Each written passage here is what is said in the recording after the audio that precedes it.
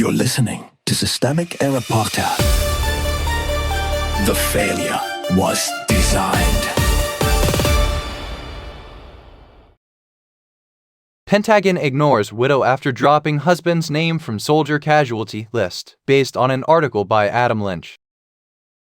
The state can start a war and still fail to count its dead. Power, not confusion. The source story is simple enough to strip bare. Trump launched the war with Iran, soldiers died, and the Pentagon could not even keep its casualty list aligned with its own press release. That is not a clerical hiccup in any meaningful political sense. It is what institutional carelessness looks like when the people with power treat death as a spreadsheet problem. The real decision makers, the agency who sits at the top. Trump, who unilaterally started the war, owns the political decision that created the deaths in the first place. The Pentagon owns the administrative failure that followed. Neither of those facts is softened by the fact that a widow had to learn on CNN that her husband's name still was not properly reflected in the official count. The state made the choice to send men into danger, then failed to keep a correct public record of the costs. Bureaucracy is misdirection. Calling this a glitch is a familiar move. Take a political failure and recode it as an IT problem. That framing shifts attention away from responsibility and toward process, as if families were injured by bad software instead of by a president who dragged the country into war and an institution that could not manage the most basic act of public accountability. Nobody has reached out yet is the sentence that matters. It tells you where the chain of care ends. The widow knows more than the institution. Jemai Gonzalez-Swinton's account does what official language cannot. It puts the human reality back into view. The last brief call, the exhaustion in her husband's voice, the message about what to tell his children if he died. That grief is not evidence of chaos. It is evidence of the danger Trump chose and the cost his government then failed to honor cleanly. The Pentagon's delay in fixing the casualty list is not a neutral mistake when families are waiting to see whether the state can even get the dead named correctly. The man who sent others into war. The source also reminds readers that Trump has spent his life avoiding the risks he imposes on others. He ducked the Vietnam draft through deferments and later turned that escape into a personality cult built on swagger, grievance, and borrowed patriotism. That matters because it exposes the pattern. Men who never pay the price of war are often the ones most willing to start it. They outsource the blood and keep the rhetoric. What this story really shows, this is what authoritarian politics looks like in bureaucratic clothing. Reckless executive power, institutional sloppiness, and a steady effort to make the aftermath feel administrative rather than moral. The widow's pain is real. The Pentagon's failure is real. Trump's responsibility is real. The deeper pattern is not that government occasionally gets facts wrong. It is that the state can wage war, miscount the dead, and ask the public to accept that as ordinary.